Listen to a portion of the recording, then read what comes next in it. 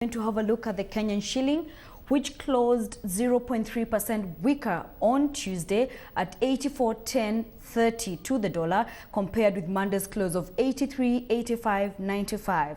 Crossing over to the Nairobi Securities Exchange, we saw the benchmark index pull up 0.4% to settle at 4,978.65 points, while the all-share index edged up 0.86% to close the day at 127.81 points. Joining us is Ted Macharia, a research analyst with AIB Capital.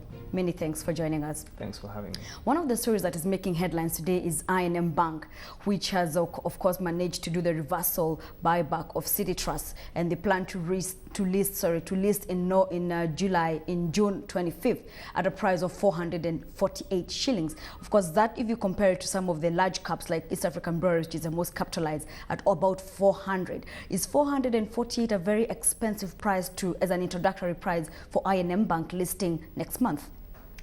That is a very deceptive price, because before, City Trust was just an investment firm, a small investment firm that is now backed by very strong growth from IandM Bank. Yes. And IandM Bank is not a slouch in its category. It's a top middle tier bank, and if you look at its 2012 earnings, it's slightly higher than NIC Bank and NBK.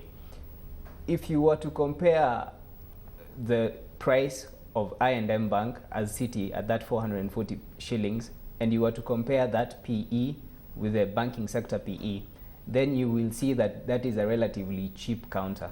Initially, the PE was slightly over 23 because City Trust did not have any real earnings. But once the profits from IandM back the price, then the PE will drop to about 6.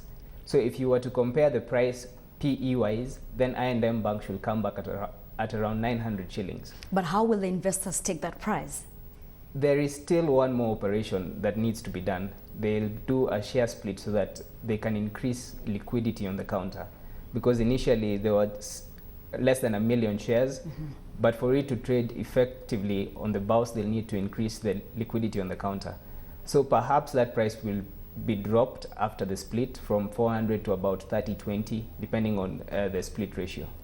All right. Crossing over to CFC Stanbic, which yesterday rose 5% to about 63 shillings, of course, on the back of the results that they reported yesterday morning. What are your sentiments on that stock, and also has it inspired some confidence in this stock? Last year, CFC Stanbic had announced their intention to raid the retail market space by offering new products for high net worth individuals.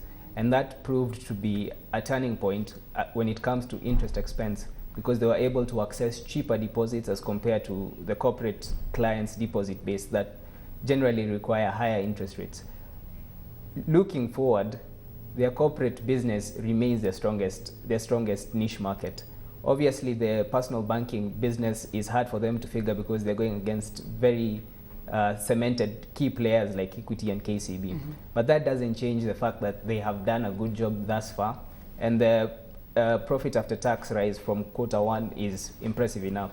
So we expect the counter to edge up today marginally, of course, from 63 bob where it closed previously. Of course, we've seen other banks now coming in and reducing their base lending rate, whereby we saw CFC was among the ones who took the cue after the central bank reduced the rate. And now we have Barclays Bank, which actually now came in today morning and also reduced the rate. How do you see this playing out, especially for the loan books, looking at the health of the banks vis-a-vis interest rates? Banks usually lower their rates just so that they maintain some competitive edge between the players.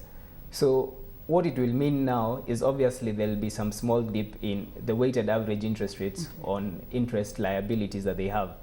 But overall, because the loan book is growing and the interest rates are not falling so quickly, then they'll be able to maintain their net interest margins, and they'll be able to also grow their bottom line. Okay, looking at the losing end, we had Nation Media, which lost about 1% to 302 shillings. Looking at some of the news that are coming in, we saw some of the subsidiaries in Uganda closed down business. They have 2 stations and a newspaper, and they were raided by the police 2-3 days ago. Is that the reason why we are seeing the stock falling, or are there other reasons?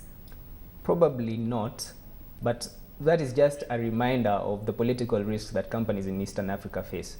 I think our operating environments have improved drastically.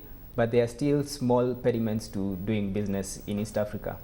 And the fact that it was motivated by political reason will perhaps dampen investors' attitude towards the counter, but not too much, because their revenues are still growing, their operations across East Africa are still doing very well, and they are increasing their market share, particularly in the digital and the radio sectors. A very quick one, which is the stock pick that you have for this week?